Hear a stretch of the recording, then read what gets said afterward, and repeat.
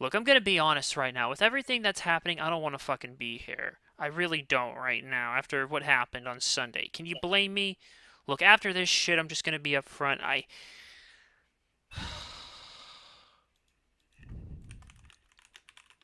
Hold on. Yeah, with like what I'm dealing right now.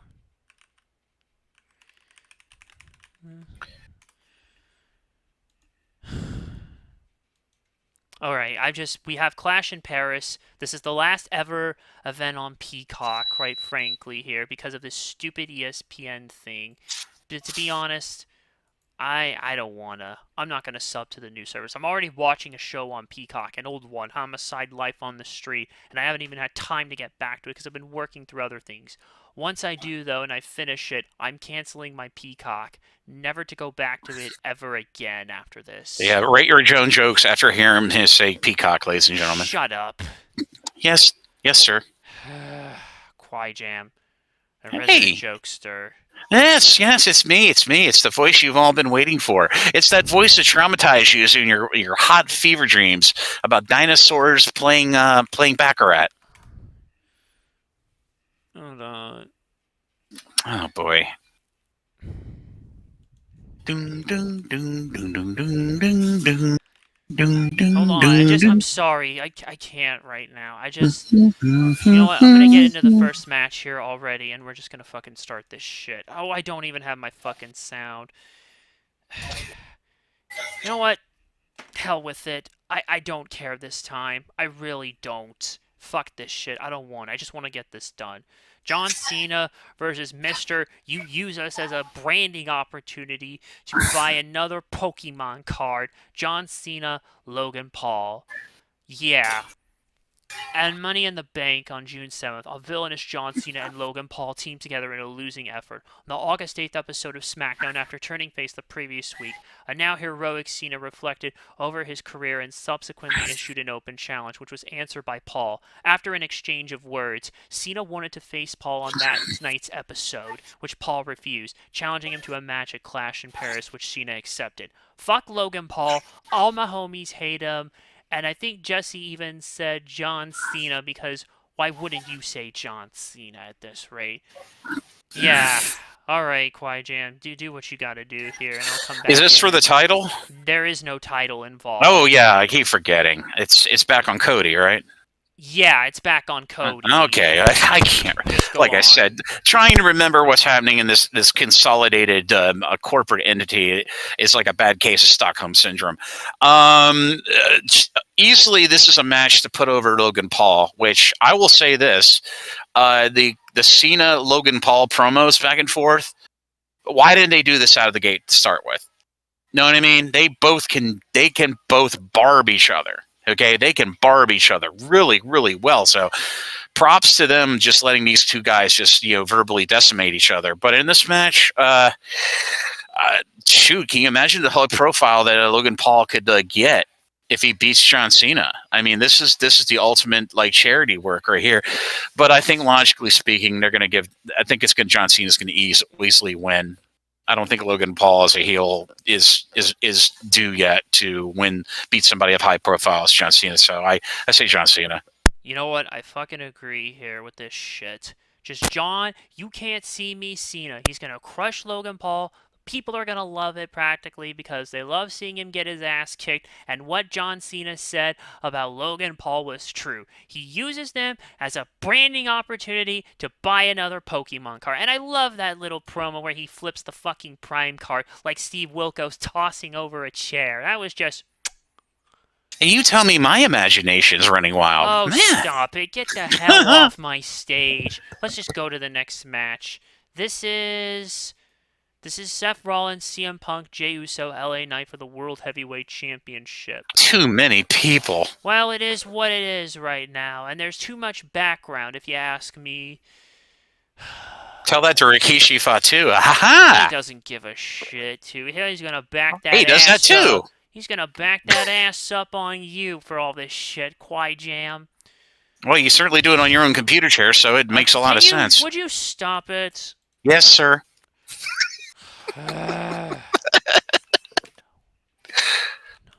So it's up to me to pick? Hold on. No, no, no. I have to No, you got to read reply the here. background. You got to read the Yes, I background gotta on that. read the background asking me.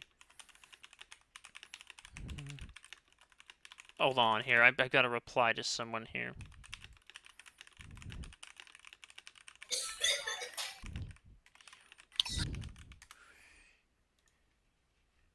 Okay.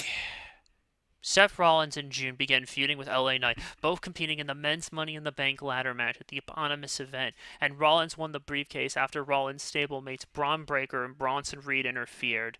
Knight and Rollins continued feuding, which led into a match at Saturday Night Main Event 40. Knight won after Rollins seemingly injured his knee, and then Breaker competed in a number one contenders gauntlet match for a World Heavyweight Championship match at SummerSlam. Breaker eliminated all competitors during the match, and they also and Jey Uso had his own problems with Rollins' group after Mania 41. Breaker was eliminated by Rollins' longtime rival CM Punk, who earned the title match. On night one, Jey Uso teamed with Roman Reigns to defeat Breaker and Reed in a match. Later night in the main event, Punk won the World Heavyweight Championship, but Rollins feigned his knee injury and cashed in his Money in the Bank briefcase based on Punk to win the championship. On the following episode of Raw, Rollins' group name was revealed as The Vision, which is generic.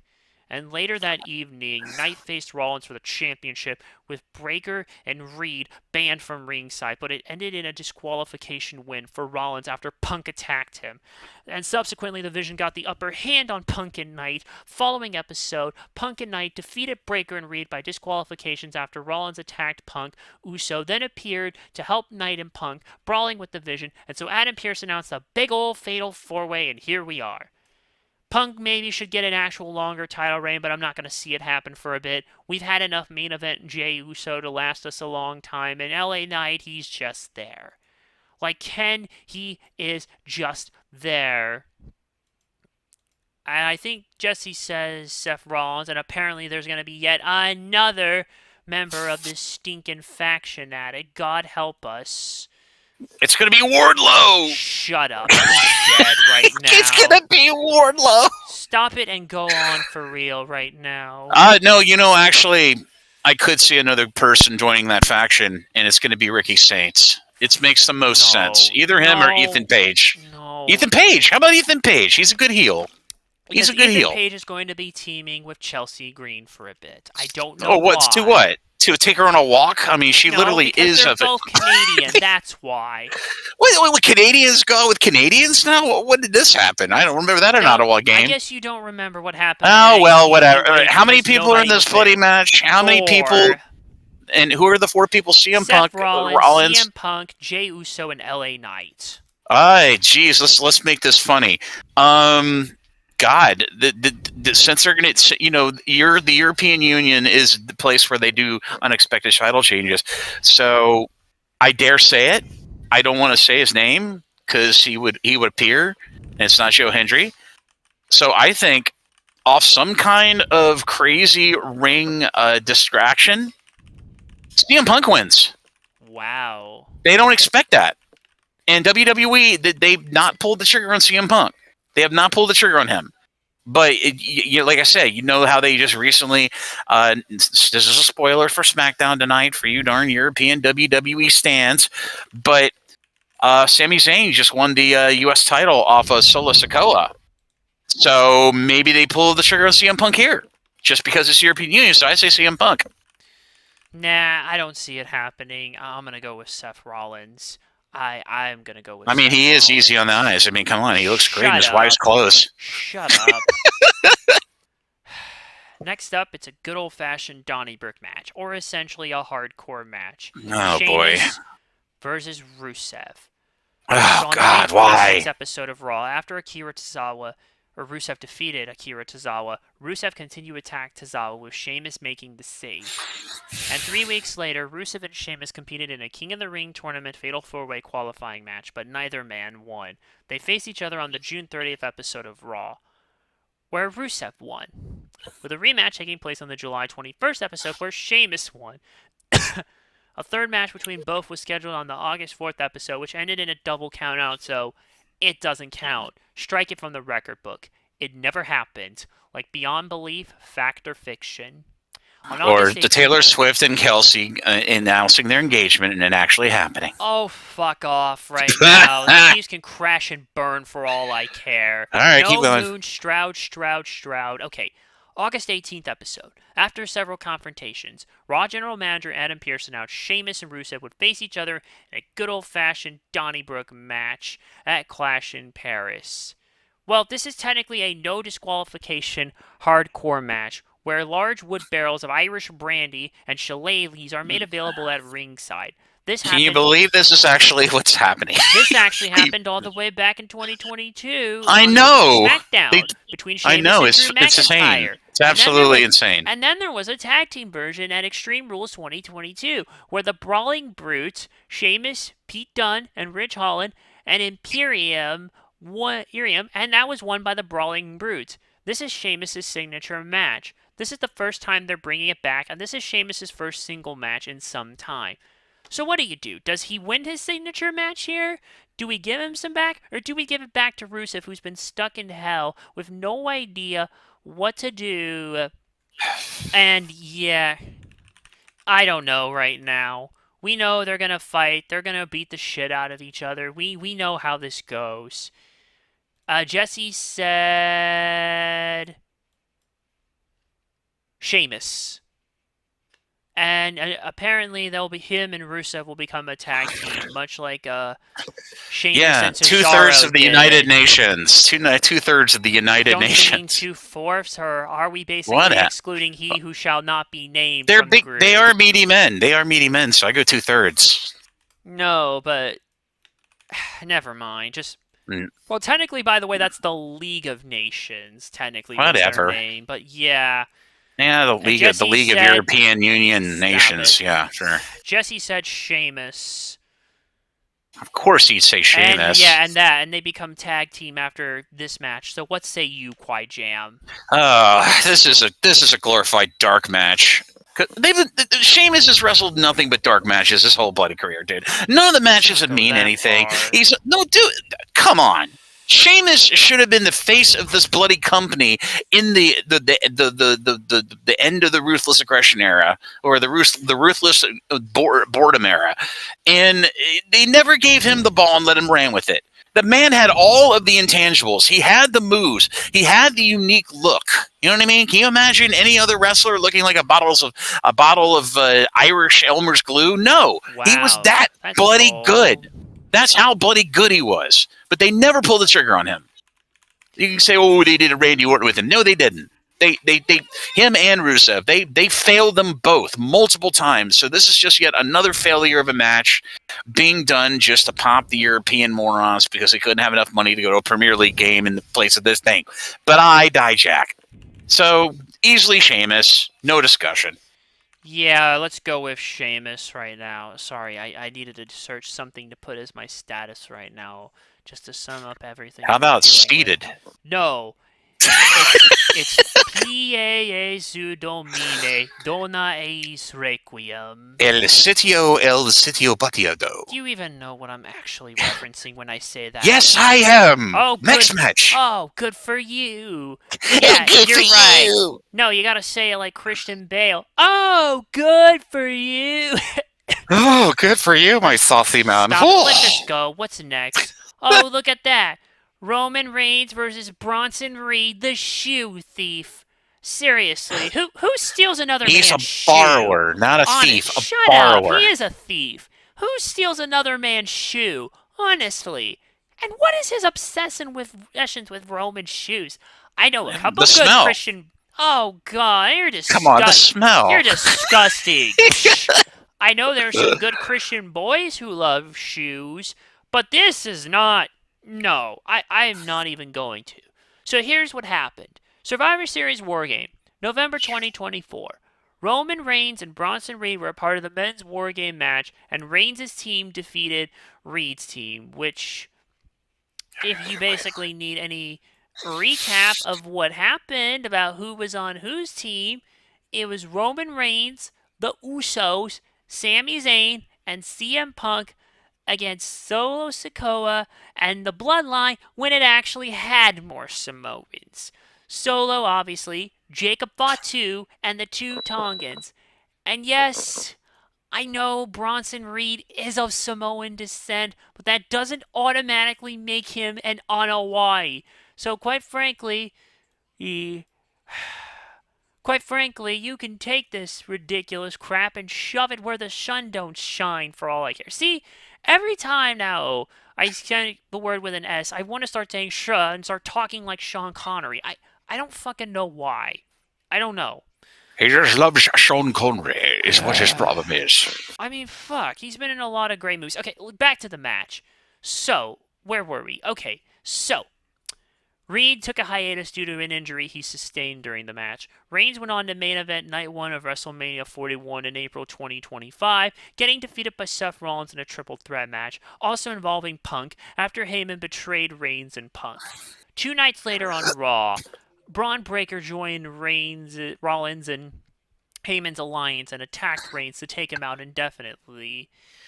Meanwhile, hold on. He had something to get out of here. Yeah. Meanwhile, where was it? At Saturday night's main event, 30, what is that, 39, I think? Yeah. Well, the one that took place on May 24th, 2025.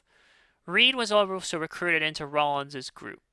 Reigns would return on the July 14th episode of Raw, saved Punk and his cousin Jey Uso from a post-match assault by Reed and Breaker. Reigns and Uso subsequently defeated both Reed and Breaker in a tag team match at Night 1 of SummerSlam. 2 nights later, Reigns was viciously attacked by Rollins' group, now known as The Vision, and Reed decided to start his shoe-stealing gimmick, something that he had technically done a few weeks back, but this time it was official for real. On the August 18th episode, Reed and Rollins tried to attempt to interfere in an Extreme Rules match between Uso and Breaker. Reigns came out and thwarted them, helping Uso defeat Breaker. After that, Reigns challenged Reed to a match at Clash in Paris, which Reed accepted. The match was subsequently made official by Raw General Manager Adam Pearce. Hold on, I gotta read Jesse's prediction, and then you can go for it, Quiet Jam. Okay, here it is. Roman Reigns. So it's your turn now. I think the people at Complex are going to be making a great video with Bronson Reed with all the great, beautiful back catalog Air Jordans that have been stolen from the tender, nutmeg-scented feet of Roman Reigns. Anyway, you know his feet smell like nutmeg, or You're was it cayenne disgusting. pepper? You're I'm thinking more of a roasted coriander. You are seriously disgusting right now. You know that? Hey! Come on, we put odor eaters in our shoes all the time, and I'm sure Roman did it himself. But I die, Jack. Roman Reigns, no discussion. Yeah, Roman Reigns is gonna get back. And he gets his shoes back, and then he sells them second market on eBay. No, he doesn't need to do that. No, he just picks his shoes up and he just starts smelling them longly in the ring, one at a time. You're disgusting. Why are you being so disgusting to me? I'm being silly. Come on. Let's just next match. Hold on. I gotta. It doesn't even have the fucking the little sighting. Not the match we're on now, but the match after that. My Where God. is it? Just hold on a second, man. I'll fucking find it here. My guess is only because it has not officially. Well, I mean, SmackDown technically has already aired in France. I guess it's just waiting because everything's fucked. Okay, let's just focus on I love the Ryan match. Reynolds movie Waiting, too. Stop it. Uh-huh. All right, let's just take care of this shit. This is Becky Lynch versus Nikki Bella for the Women's Intercontinental Championship. Why are we having this match either? I have no idea. This card is not looking good. It's more like a pamphlet. On more the than August a card. 4th episode of Raw, Becky Lynch gloated over her successful defense of the Women's Intercontinental Championship at SummerSlam before being interrupted by Nikki Bella, who called Lynch a disappointment. After exchange of words, Lynch punched Bella. 2 weeks later, Lynch defended the title against Natalya, who took issues with Lynch after her disrespect with Bella. After the match, Lynch attacked Natalya, but Bella appeared to make the save. In the next episode, Bella and Lynch engage in another verbal confrontation, and Nikki Bella challenged Lynch for a title match on the line, which Lynch refused, but eventually agreed to defend the title at Clash in Paris. I don't know. I really don't I'm cheering on an injury in this match, to right be honest. now. I'm cheering on an injury in this match, What? to be honest. Who do you want to get injured so badly? I just both of them. They just go to high kick each other and and they broke in contact and then they're on the ring and they're like, oh my honey, and then you see Seth Rollins running the ringside with some bandages in a pair of 14 and a half inch tall stilettos. So it's kind of like something you see in a Godzilla movie. I guess so.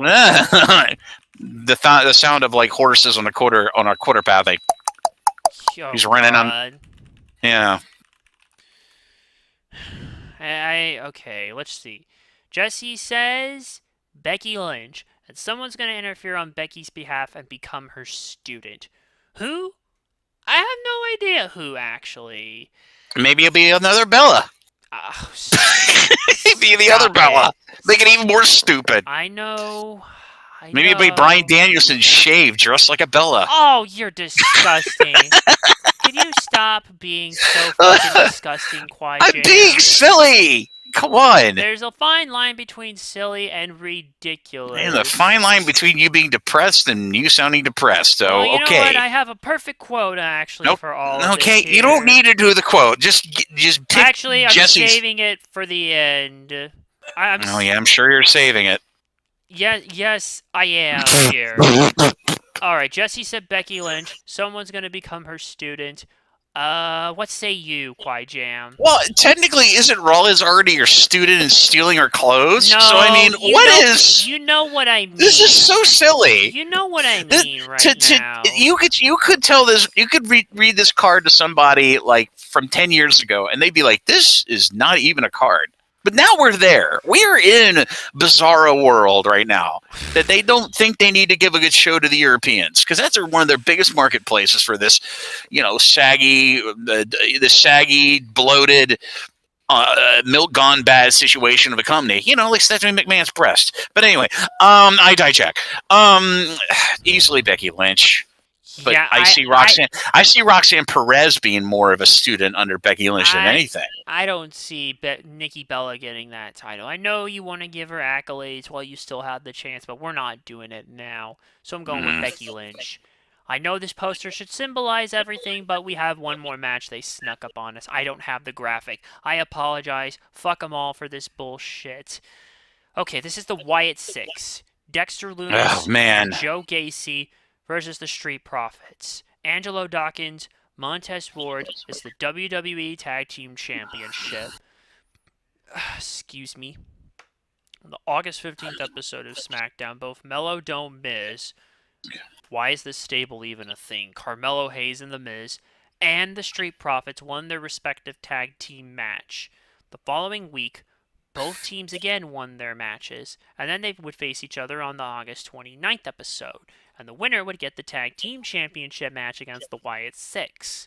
There, all of the six, not just Lumis and Gacy, but Uncle Howdy, Eric Rowan, and Nikki Cross distracted Miz, so the Street Profits won to face Lumis and Gacy and for the title at Clash in Paris. Jesse doesn't even have a prediction, but if I had to guess for him, I would say... You know what? Nah, I don't care to speculate. Just go, Qui-Jam. I don't want to do this anymore. Look, the Wyatt Sixes are literally just, why are we even still doing this if the company's not behind them and they literally treated them like a special attraction for that one time that they debuted and then never featured them on a pay-per-view, never featured them on a Raw. It's such an afterthought. These poor people, I mean, Wyatt Sixes are going to be gone by next year. I'm sorry to say. Bo Dallas is going to be gone by next year. This experiment of this tribute act for Bray Wyatt, I did not see it going far. But they're going to keep the tag. The Street Profits, why are they still even in the company, man? They've been wrestling for literally double the time of Private Party. You know what I mean? I'm making sense here, people. Why is this still happening? But Wyatt Sixes, whatever. I don't care. That's my pick. I'm going with the Wyatt Six. I'm guessing Jesse would probably go with that. Yeah. I don't think we even care right now because this card just. It's one big, large, hard sigh of this is what exists in the world now in this company, I. and that makes that this company thinks is actual entertainment. And to me, it's just Yeah, I it's know, it's just dude. it's just one depressing sigh. It's like when your grandparents are banking on you not showing up for Thanksgiving, and you show up with like the whole family, and they're like, "Oh God, we didn't make anything." Okay, everybody want to share half a cheese it? Here you go. Have it. Have at it. Just close your eyes and imagine Yes. it's chicken or Look at turkey or whatever the this. hell we serve. Look at You these know? other ridiculous events and everything going on. It's too big, and yeah, I'm just drained on both right now. I'm so drained right now. I don't even I don't know if I'm even gonna cover the next stuff. I'm not gonna cover Worlds Collide Vegas practically because it just doesn't seem feasible or reasonable to cover it here if there's even gonna be much. And considering this is going to happen immediately after SmackDown on YouTube for free, I mean, let alone at 9 SmackDown's CST. on YouTube? Cool. No, Worlds Collide is going to air on YouTube at 10 p.m. Eastern Time Yeah, immediately and Mr. after Guano will Friday be Night never being seen SmackDown. again after that show. They're gonna, Mr. Guano will never be seen I don't again. know. And then after that, there's WrestlePalooza.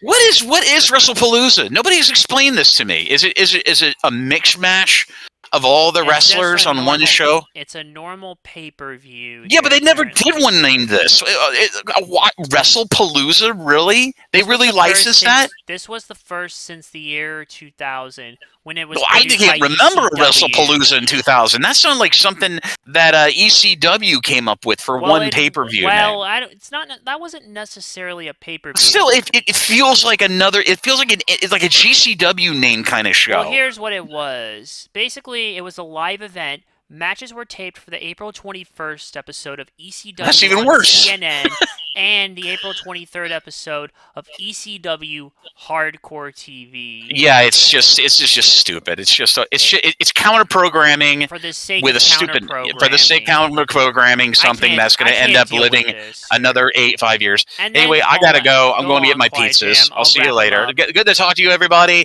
I hope you enjoy the show. Heavily drunk, heavily stoned, or much like coffee in a nice, comfy chair. Okay, No. stay beautiful.